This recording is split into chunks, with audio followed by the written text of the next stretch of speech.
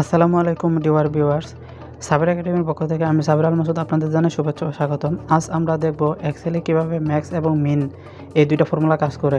তো আপনারা আমার কম্পিউটার স্ক্রিনে একটি পরীক্ষার মার্কস দেখতে পাচ্ছেন।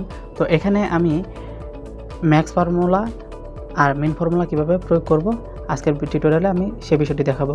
তো আপনারা দেখতে পাচ্ছেন অনেক English, Bangla, math, physics, chemistry and আইসিটিতে যত নাম্বার পেয়েছে এই নাম্বারগুলোর মধ্যে সর্বোচ্চ নাম্বার কোনটাতে সে পেয়েছে বা সর্বোচ্চ নাম্বার কত পেয়েছে সেটা।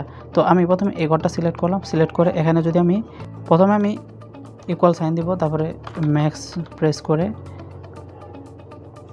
ফার্স্ট ব্র্যাকেট দিয়ে সম্পূর্ণ অনেকের এই ঘরটা যদি আমি সিলেক্ট করি, দেন ফার্স্ট ব্র্যাকেট ক্লোজ করে দিই, এন্টার প্রেস করি, তাহলে আপনারা দেখতে পাবেন কীভাবে খুব সহজে ম্যাক্স ফর্মুলার মাধ্যমে বের হয়ে গেল সে যে নাম্বারগুলো পেয়েছে সে নাম্বারগুলোর মধ্যে 81 তার হচ্ছে সর্বোচ্চ নাম্বার।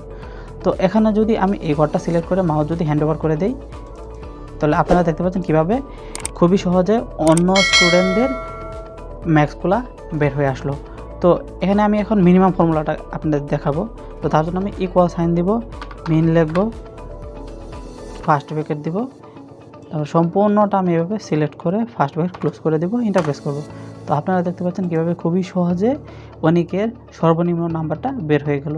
তো এটাকে যদি এখন আমি এই ঘরটাকে সিলেক্ট করে মাউস যদি হ্যান্ড ওভার করে দেই, তাহলে আপনারা দেখতে পাচ্ছেন কীভাবে খুবই সহজে স্টুডেন্টদের ম্যাক্স এবং মিন অর্থাৎ ম্যাক্সিমাম এবং মিনিমাম বের করা যায় সেটি দেখতে পারলেন। তো বন্ধুরা, ভিডিওটি ভালো লাগলে লাইক, কমেন্ট, শেয়ার করবেন আর আমার চ্যানেলে নতুন হলে থেকে সাবস্ক্রাইব করবেন। এই প্রত্যাশাটাকে আজকের ভিডিওটি শেষ করছি। আল্লাহ হাফেজ।